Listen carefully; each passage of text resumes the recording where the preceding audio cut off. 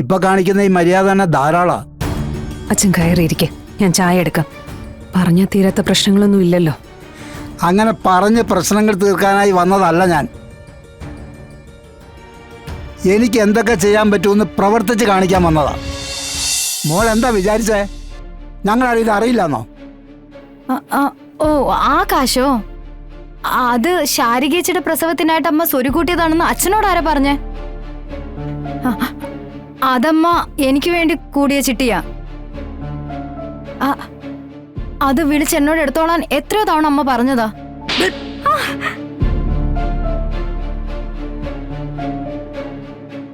ഇത്രയും കുശാഗ്ര ബുദ്ധിയോടെ പെരുമാറാൻ നിനക്ക് എങ്ങനെയാടി കഴിയുന്നേ? സ്വന്തം കൂടപ്പിറപ്പാണെന്ന ചിന്ത പോലും നിനക്ക് വന്നില്ലല്ലോ.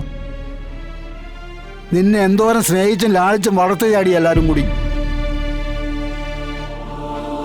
ഈ ശാരി തന്നെയല്ലേ ചെറുപ്പത്തിൽ ഏറ്റവും കൂടുതൽ നിന്നെ എടുത്തുകൊണ്ട് നടന്നിട്ടുള്ളത്. എന്നിട്ട് ഞങ്ങൾ എല്ലാവരും ചതിക്കാനുള്ള വിഷം നിന്റെ ഉള്ളിൽ എങ്ങനെയാടി കയറി കൂടിയത്? അതെ, ഇത് പറയാൻ അച്ഛൻ എന്ത് യോഗ്യതയുള്ള? ഞങ്ങളുടെ കുട്ടിക്കാലത്തൊന്നും കണ്ടിട്ടില്ലല്ലോ ഇങ്ങനെ ഒരു രൂപ. പറഞ്ഞു തോപ്പിക്കാൻ നോക്കുന്നോടി. നിന്നെ കൊല്ലുടി. കുടുംബത്തോട് സ്നേഹമില്ലാത്തോളം നീ ഭൂമിയിൽ ജീവിക്കണ്ടടി.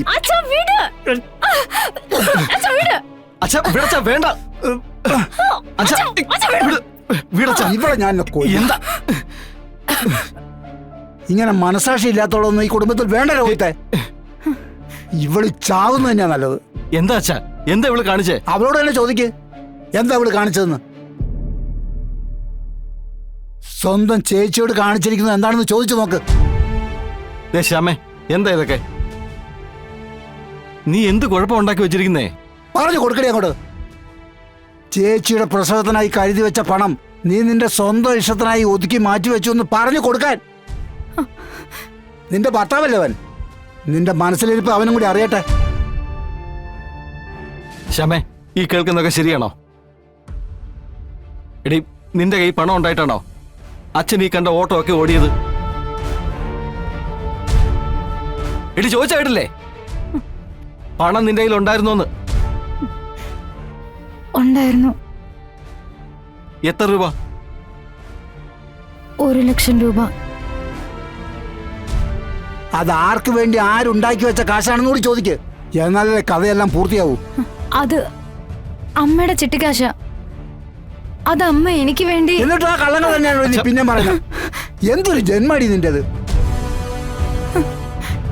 ശാരികയുടെ പ്രസവത്തിന് വേണ്ടി ശാരദ കണ്ടെത്തിയ പണം രോഹിച്ചത്. പണം കണ്ടപ്പം ഇവള് രക്തബന്ധം വരെ മറന്നു. തള്ളയും തന്തയും മറന്നു. ഇങ്ങനെ പോയാലേ കാശിന് വേണ്ടി അവള് നിന്നെ മറക്കും. നീ സൂക്ഷിച്ചോ. എന്റെ മകളാണെങ്കിലും പറയാ, ഇത്രയും ദുഷ്ട മനസ്സുള്ളൊരു പെണ്ണിനെ ഞാൻ എന്റെ ജീവിതത്തിൽ കണ്ടിട്ടില്ല. എനിക്കറിയാം എന്താ ചെയ്യേണ്ടതെന്ന്.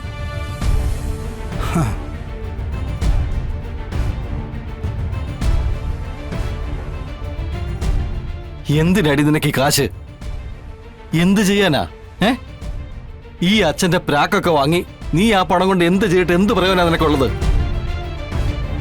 ഹോസ്പിറ്റലിൽ ആ കാശ് അടയ്ക്കാൻ പറ്റാതെ വന്നപ്പോ നിന്റെ വള വരെ ഞാൻ വന്ന് ചോദിച്ചില്ലേ? അപ്പോ നീ എന്നെ നിന്റെ വല്യച്ഛൻ ചേർത്ത് അവിഹിതം പറഞ്ഞ കൊണ്ടാക്കി. നിന്റെ അച്ഛൻ പറഞ്ഞു തന്നെയാ ശരി.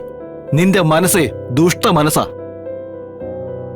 ഒരാളോടും സ്നേഹവും കരുണയും ദയയും ഒന്നും ഉണ്ടാകില്ല.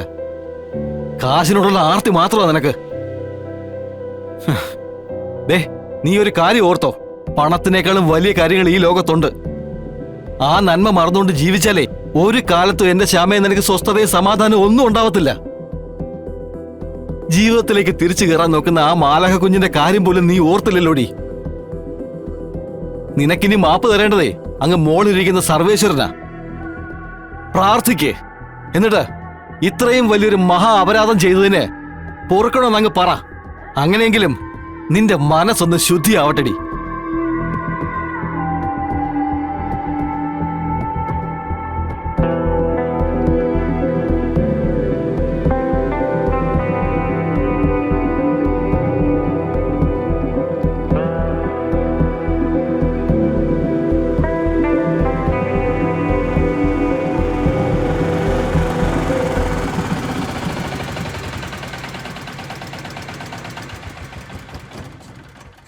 ഒന്ന് വെയിറ്റ് ചെയ്യ്. ശരി ഏട്ടാ.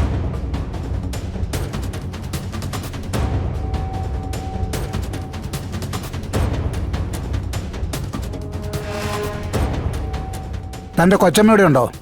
കളക്ടർ കൊച്ചമ്മ. അകത്തേക്ക് ഇരുന്നാട്ടെ, ഞാൻ വിളിക്കാം. ആ നിൽക്ക്. ഇപ്പൊ സൽക്കാരം കൂടാൻ വന്നല്ല ഞാൻ. താൻ ശാലിനെ വിളിക്ക്.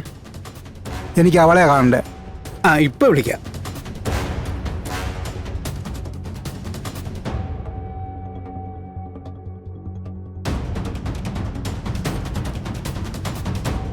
കൊച്ചമ്മയുടെ ഉണ്ടാവുമെന്ന് സംശയിച്ചാ വന്നത്.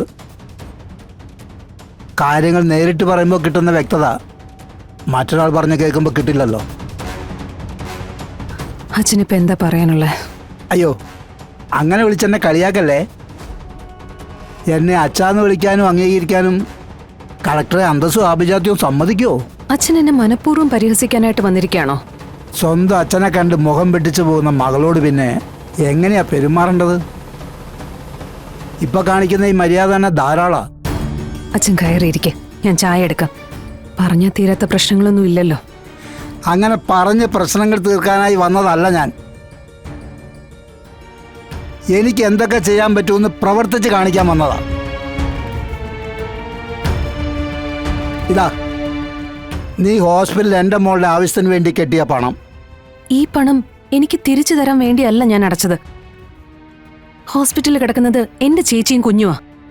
അവരുടെ കാര്യത്തില് എനിക്കും ചില ഉത്തരവാദിത്തങ്ങളൊക്കെ ഉണ്ട്. സ്വന്തം അച്ഛന് കൊടുക്കാത്ത ആദരവും പരിഗണനയും അച്ഛൻ്റെ മക്കൾക്ക് കൊടുക്കണമെന്നില്ല. പിന്നെ എൻ്റെ മക്കളുടെ കാര്യം നോക്കാൻ ഞാനിപ്പോൾ ജീവിച്ചിരിപ്പുണ്ട്. എനിക്കിപ്പോൾ തൽക്കാലം ആരുടെയും ഓശാരം വേണ്ട. എന്റെ മക്കളുടെ കാര്യോ? അപ്പോ പിന്നെ ഞാൻ ആരാ അച്ഛാ? ഈ ചോദ്യം ചോദിക്കേണ്ടതേ എന്നോടല്ല, നിന്നോട് തന്നെയാ. അന്ന് കളക്ടറിൽ ഞാൻ നിന്നെ കാണാൻ വന്ന ദിവസം നീ ഓർക്കുന്നില്ലേ? ഒരച്ഛൻ്റെ അധികാരത്തോടെയും അവകാശത്തോടെയും ഞാൻ അവിടേക്ക് കടന്നു വന്നപ്പോൾ ഒരു വഴിപോക്കനോട് കാണിക്കേണ്ട മര്യാദ പോലും നീ എന്നോട് കാണിച്ചില്ല.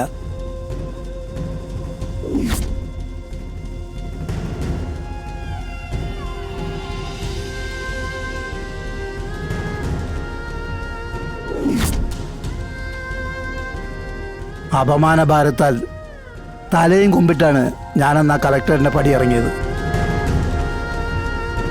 അവിടെ തീർന്നു നിന്നോടുള്ള ഇഷ്ടവും സ്നേഹവും എല്ലാം. ഒരച്ഛന് കിട്ടാവുന്നതിൽ ഏറ്റവും നല്ല സ്വീകരണമായിരുന്നല്ലോ അന്ന് നീ അവിടെ വെച്ച് എനിക്ക് തന്നത്. അച്ഛാ, അത് അന്നത്തെ എന്റെ മാനസികാവസ്ഥയില്. നിന്റെ മാനസികാവസ്ഥ വെച്ച് ജീവിക്കാൻ ഗോപാലകൃഷ്ണൻ കിട്ടില്ല.